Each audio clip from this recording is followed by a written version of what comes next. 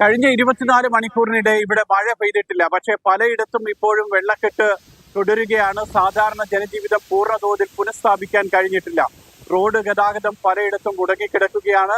അതോടൊപ്പം തന്നെ വ്യാപാര വ്യവസായ സ്ഥാപനങ്ങളിലൊക്കെ വെള്ളക്കെട്ടുണ്ട്. ഷാർജ വ്യവസായ മേഖല ഏതാണ്ട് ഇപ്പോഴും നിശ്ചലമാണ്.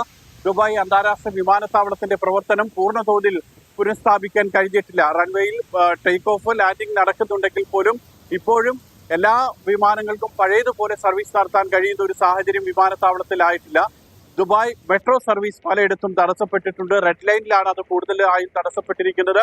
2 മെട്രോ സ്റ്റേഷനുകൾക്കിടയിൽ ഇപ്പോൾ ഫീഡർ ബസ്സുകൾ വഴിയാണ് സർവീസ് നടത്തിക്കൊണ്ടിരിക്കുന്നത്. അങ്ങനെ സാധാരണ ജനജീവിതത്തിലേക്ക് തിരിച്ചു വരാൻ ഇനിയും ദിവസങ്ങൾ വേണ്ടിവരും എന്നുള്ളതാണ് കാലാവസ്ഥാ നിരീക്ഷണ കേന്ദ്രവും അതോടൊപ്പം തന്നെ പോലീസും സിവിൽ ഡിഫൻസും ഒക്കെ തന്നെ അറിയിക്കുകയും ചെയ്യുന്നത്. ദുബായ് അന്താരാഷ്ട്ര വിമാനത്താവള അധികൃതരും പറയുന്നുണ്ട് സമയം കൂടുതൽ വേണ്ടിവരുമെന്നാണ് അവരും അറിയിക്കുന്നത്. മഴയുടെ പ്രധാന കാരണം ക്ലൗഡ് സീഡിംഗ് അല്ല, ക്ലൗഡ് സീഡിംഗ് നടത്തിയിട്ടില്ല എന്ന് അധികൃതർ ഇന്നലെ വിശദീകരിക്കുകയും ചെയ്തിരുന്നു. പ്രത്യേക കാലാവസ്ഥാ പ്രതിഭാസമാണ് ഇതിന് കാരണമായതെന്നും അധികൃതർ വിശദീകരിക്കുന്നുണ്ട്.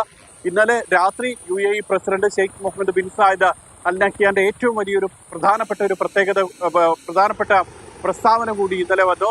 അദ്ദേഹം പറഞ്ഞത് നിലവിലെ അടിസ്ഥാന സൗകര്യ സംവിധാനങ്ങൾ നമ്മൾ പുനഃപരിശോധിക്കണം.